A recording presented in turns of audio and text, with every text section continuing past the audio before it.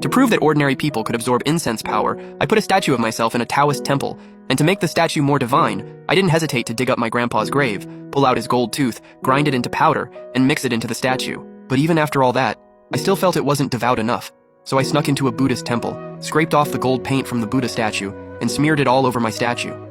Because in this world, gods have descended, and everyone gets bound to a Taoist temple where you need to worship the deity inside to get protection. But not every temple has a god in it, only those chosen by the gods do.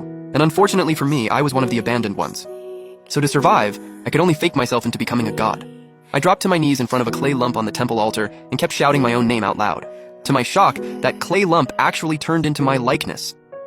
Then I realized that besides the built-in believer chat group in my head, I now had a new perspective through the statue's eyes. And I'd also been pulled into something called the Divine Management Group, where the gods were chatting up a storm.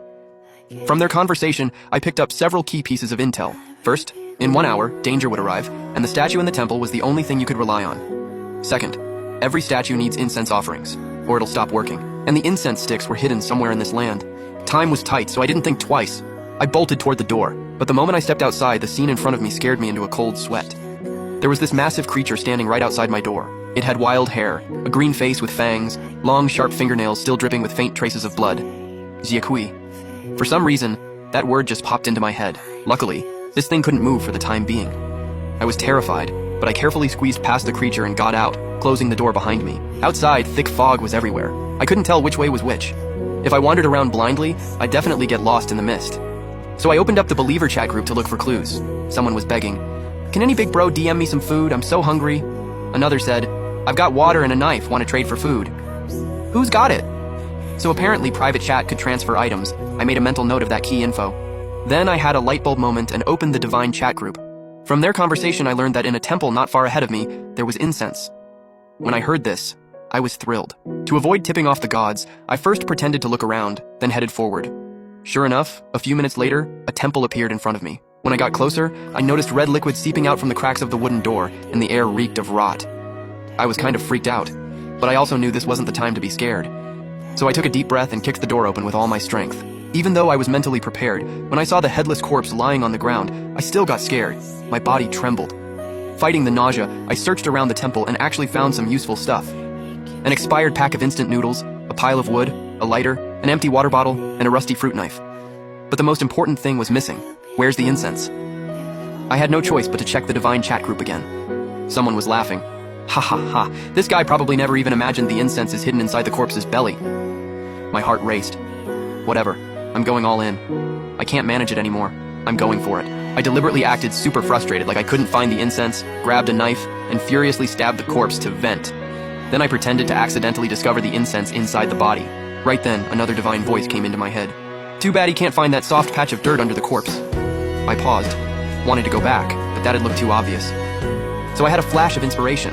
I pretended to trip over the corpse, got up, and kicked it hard. Just like that, I naturally discovered an oil lamp under the body, and some scripture floated out above it. Divine artifact, Yin Song lamp, an extremely rare divine item. Place it next to the incense burner, and the incense offered to the deity will double. I happily stuffed it in my pocket and walked out of the temple. But then I saw a man and two women walking toward me. The guy had a scar on his face and was built like a tank, clearly not someone to mess with. I cautiously tried to sidestep them, but the muscle dude reached out and put his hand on my shoulder. "Bro, we came out to find resources and got lost. Can you take us to your temple?" My heart sank. I knew they were latching onto me, but right now I was outnumbered. No way I could fight them head on. While thinking, I remembered the Xiaqui at my door and instantly had an idea. I put on a friendly smile and said, "Sure, old bro, I can take you, but you can't stay for free, right?" "Haha, bro, tonight they're all yours." After hearing that, I deliberately put on a creepy smile, and while talking, I gently caressed one of the women's cheeks. Seeing this, the muscle guy looked like he was about to explode, but he still forced down his anger and smiled. "Of course, little bro, use them as you please." So I didn't hold back. I put my arms around both women and walked forward without looking back. The muscle dude followed behind, his face getting darker and darker, eyes flashing with rage. I deliberately walked super slow, and when we were about 100 meters from the temple, I suddenly kicked both women backward. Then I sprinted into the temple at the fastest speed of my life. By the time they reacted, it was already too late. "You hiding in there, what kind of man are you?" But I didn't have time to deal with him. It was about to get dark. I quickly pulled out 3 incense sticks from my pocket, stuck them in the incense burner, and placed the Yin Song lamp next to it. Then I reverently bowed 3 times to the statue. Instantly, a system notification rang in my head. Obtained 60 faith points. Obtained 60 incense points. At the same time, the group outside let out a desperate scream, then went completely silent. It was replaced by an eerie chewing sound. The sound didn't last long before stopping. Then came the grating sound of clawing at the door. Screech, screech. The door's durability started dropping like crazy, finally stopping at 1:30 before things finally went quiet. I let out a heavy breath and collapsed on the floor. After calming down, I opened the Divine chat group. The group was already celebrating like crazy. From their conversation, I quickly caught a few key points. First, the more devout the believer, the more incense they can provide, up to 10 points max. Second, corpses are hugely helpful to the statue. After memorizing the info, I walked over to the beat-up wooden door and opened the system interface. It showed the materials and faith points needed to upgrade to a level 2 door, 1 pound of wood, 20 faith points. Without hesitation, I took out the supplies I'd found in the temple and placed them in front of the door. With a swoosh, the wood magically disappeared. Faith points deducted. The entire door underwent a massive transformation. Not only were the pits and holes filled in, but it became way sturdier and harder. Durability also went up to 50-50. But just when I wanted to keep upgrading, the system gave me an error message. Turned out I didn't have a level 3 door blueprint, and I didn't have enough materials or faith points either. After thinking it over, I decided to use the remaining materials to upgrade the incense burner first. After all, if I could stick in a few more incense sticks, the profit boost would be huge, so I walked over to the incense burner, missing 500 grams of blood-soaked mud, missing 30 faith points. Faith points were easy, but this blood mud... I thought about it and opened the believer group chat. Haha, I knew this was a reality show. I smashed the statue and I'm still doing fine. This statue is so annoying. It keeps asking for incense and human flesh. Is there some kind of special mechanism inside? They still thought this was some survival reality show. I didn't want to play savior, so I immediately posted a trade message in the chat. I've got 7 packs of instant noodles. Anyone have mud stained red by incense? I can trade. Ha ha ha ha, this guy's an idiot, right? Trading noodles for that useless junk. Sure enough, mockery came flooding in like a tidal wave. But in the end, I still easily got what I needed. Originally, I planned to use those materials to upgrade the incense burner right away. But suddenly I had a light bulb moment. I remembered that my divine form could use 3 incense points to create 1 portion of food. So if I converted all my incense into food for trading, wouldn't I be rich? I did it right away. With a big wave of my hand, I converted all 60 incense points into food. In the end, I not only got a level 3 door blueprint, but also a level 1 peachwood sword blueprint. At first, people in the group thought they'd met a sucker, me. But then Shikui started showing up outside some people's temples one after another, and everyone realized they'd been scammed.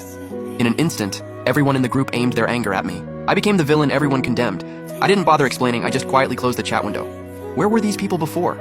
A bunch of people who never even stepped outside, just hiding in their temples. Who's to blame? Afterward, I upgraded the incense burner to level 2. The whole burner grew a size bigger and it showed 3/6, meaning I could stick in 3 more incense sticks. Then I took out the blueprint I just traded for, planning to upgrade the door to level 3. But then a roar came from outside. I said I'd come for you even as a ghost. Wait, the muscle guy, isn't he dead? I was confused when the divine chat group suddenly lit up again. Wow, the first Changui has already appeared. Changui don't enter reincarnation. Only special weapons like peachwood swords can deal with them. If you don't kill them quickly, they might even evolve a wall phasing ability. Oh, so he turned into a Changui. Wait, peachwood sword? So I put away the level 3 door blueprint and pulled out the level 1 peachwood sword blueprint. I checked the required materials in detail, and I happened to have all of them. So I quickly clicked the system crafting button. Soon, with a faint woody fragrance, there was a clang as it dropped to the ground. Peachwood sword crafted successfully. I picked it up, swung it around a couple times, laughed, and opened the door. What are you yelling about? So annoying. The muscle guy outside was so startled by my sudden shout that he short-circuited. His ghost face looked totally shocked. Dude, you actually opened the door? But with revenge right in front of him, he wasn't gonna miss it. After snapping out of it, he lunged forward with a twisted expression. I gripped the peachwood sword tight, and when he was just a few steps away, I slashed it down on his head. With a sharp shriek, the top of his head got sliced off, and the wound kept burning with crackling flames that gradually spread across his whole body. He struggled on the ground in terror, but it was no use. Soon, he was engulfed in roaring flames and completely vanished from this world. All that was left was a diamond-shaped crystal. I curiously picked it up. Ghost essence can forge divine souls. At the same time, the system's voice automatically rang in my head. After pocketing it, I turned my attention to that headless corpse, because I heard the gods in the group say that corpses are beneficial to the statue too. The moment I dragged the body into the temple, the statue inside started making gurgling sounds. No wonder they say believers are consumables. After a brief moment of reflection, I placed the muscle guy's corpse and the ghost essence on the altar together. In an instant, they turned into a thick plume of smoke and dispersed in the air. I could clearly feel that my statue had become more solid. I opened the divine panel and, as expected, the deity spirit had indeed gotten stronger. Next up was to enhance my own physique. As 10 incense points were deducted, the divine form burst with golden light. Bathing in that holy glow, I felt an incredible comfort. My body, which had been drowsy just moments ago, was now full of energy. I checked my personal info again. The experience value had increased after killing the Changi. It's probably used to level up believer ranks. My physique went up by 5 points. But just these 5 points caused such a huge change in my body. Striking while the iron's hot, I still had 50 incense points left. Might as well boost my physique more. So I spent 40 incense points in one go, bringing my physique up to 33 points. Just to be safe, I kept 10 incense points in reserve. After finishing all that, I opened the believer chat group again to see if there was any valuable intel. As soon as I went in, I found some guy named Long Aochin showing off.